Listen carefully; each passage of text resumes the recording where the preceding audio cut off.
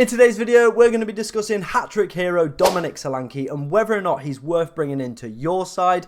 And we're also going to be discussing the best replacements for Salah and Son from game week 21 onwards.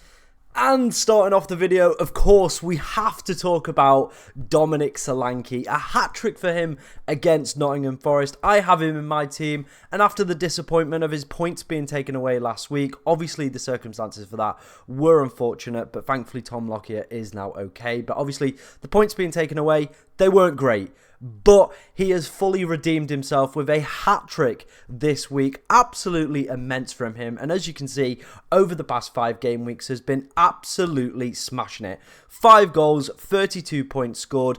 Good underlying data as well to go with that. Obviously, if the goal had stood last week, we would be on 6 goals. Now, he has the best kind of attacking data of forwards over the past 5 game weeks. And he is in just unbelievable form, ladies and gentlemen, as are Bournemouth as well. This is now their 6th game they've gone unbeaten as well, and they've not just been playing, you know, farmers and kind of crap teams down the bottom. They have been playing the likes of Newcastle United.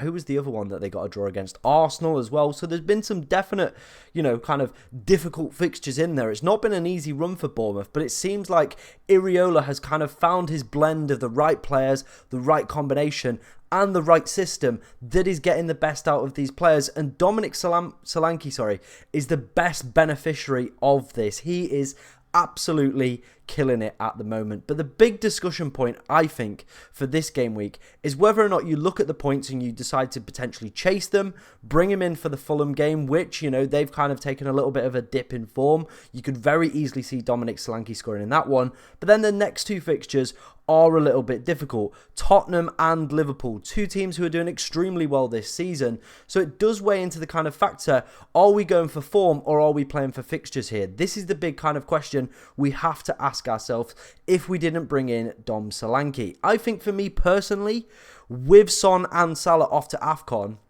I think Dominic Solanke could open himself up as a potential 3rd striker slot. Maybe you could wait till after game week 21 to bring him in, because the Bournemouth fixtures after that are pretty good as well. West Ham, Nottingham Forest and Fulham as a run of 3 there. You could very easily see him getting on the score sheet again in that period. So potentially could wait till game week 21 or 22 when Son and Salah do disappear and we've got kind of unlimited funds at that point to kind of reinvest, maybe potentially bring in Solanke at that point. But if you wanted to take the gamble, maybe get him in this week for that Fulham at home fixture, which I definitely think I could see him scoring in the rich vein of form that he's in. You see it sometimes with these players. They are absolutely immense when they're in these purple patches. Nothing can stop them. But it does seem a little bit points chasey to me, and I do get that.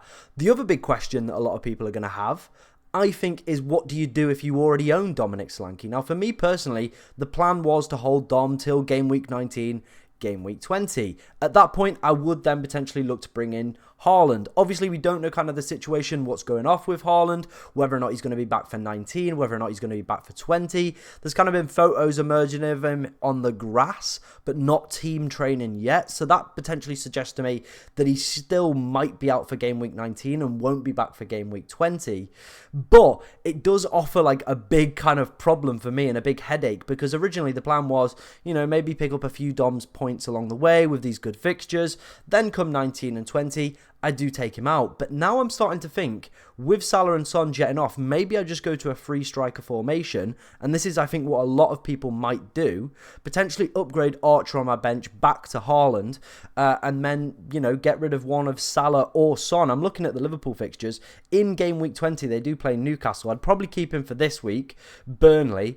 But then the Newcastle game, I'd probably be very, very tempted to get rid of him. Obviously, the players off to AFCON and the Asian Cup are away in game week 21. So I definitely think there could be a reason and a kind of cause to potentially sell Salah in game week 20 to bring back Haaland and keep a 3 striker formation. Let me know what you think about this, guys, in the kind of comments below. Obviously, Dominic Solanke, I don't think as like all the people that brought him in expected him to do as well as he has done over the past few weeks, but he's definitely posed a big question for me and my team. I think if I didn't have him, I don't necessarily feel like I'd want him with some really tricky fixtures coming up, Tottenham and Liverpool, but I wouldn't also be surprised to see him go and get attacking returns in this one. It's a real difficult one to kind of advise you guys on. I definitely think he will score a few goals over this period, but he could very easily blank, and this Bournemouth kind of good run could completely come to a halt. But let me know what you think of it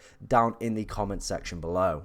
Moving on to the next section of the video. Now, we briefly discussed this last week. It is the AFCON and Asia Cup. I'm not going to go into too much detail again, but I think I have found some quality replacements in the next two sections that I think could be kind of the benefactors of Son and Salah leaving for this tournament and really give us kind of some good options during these potential 5 to 6 game weeks that these players could be away. If you want to take a screenshot of this graphic so you know when all the players are leaving or potentially could be back, as you can see there's some big names off to this tournament: Onana, Salah, Jackson. I've seen a few people have him. Kudos again scoring for this week against Manchester United. Son, Matoma and Hwan Hee-chan as well in the Asian Cup. So lots of players are on their way out, but I think this does offer kind of an opportunity to potentially look elsewhere for some players. And the players that I'm going to start off with and outline for you are the kind of Son and Salah replacements is in the midfield. And the reason I've gone for the 3 Spurs boys is the fixtures that they have got are absolutely impeccable all the way up until I'd say game week 32.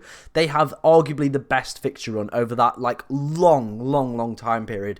So if you wanted to bring in one of these players, even when Son is back from the tournament, you could very easily keep them and have double Spurs midfield. Obviously, Maddison potentially could be back for 21 as well, but we still don't know kind of the length that he is going to be out and kind of his rehabilitation program back into the first team. How long is it going to be? But you do feel with January, a lot of the game weeks kind of being spread out, he could see himself kind of reintroduced around game week 21, game week 22. So potentially he could offer himself up. But I wanted to point these 3 Spurs midfielders out: Kulusevski, Johnson and Richarlison. They've all kind of been doing the business over the past few game weeks.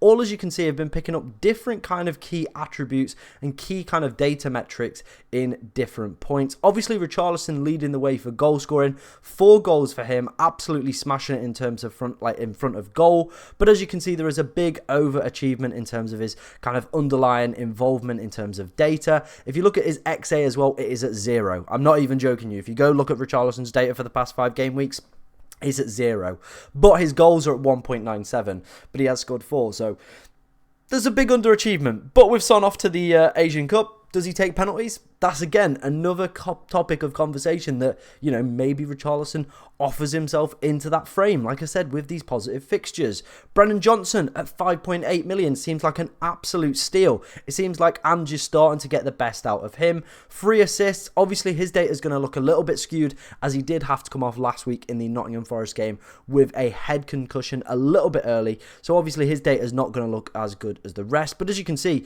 still picking up some very quality data. The game before the Forest one as well, where he hit the stanchion, I was super impressed with his performance. I was very tempted to take a -4 that week from Anthony Gordon to Johnson before the Forest game. I'm glad I didn't, but he is a player that I think is catching my eye, and I definitely think when, you know, Son does jet off, and if we're still not with Maddison, or maybe he's not quite fit, I think maybe one of these players could be a little bit of a cheeky punt. Now, I think the most obvious one that you could go for, because money isn't going to be a problem over these 5 to 6 game weeks, is Kulusevski. He has played the most minutes of all midfielders, and as you can see, good underlying data as well, picking up goals, picking up assists, very low owned as well as all these players are, so they are going to be super big differentials for you that can massively impact your team. Let me know what you think of these 3 players that I've highlighted, whether or not they would be, you know, potential good Son, Salah replacements after game week 21. Let me know what you think of it down in the comment section below, and let me know what your current thoughts are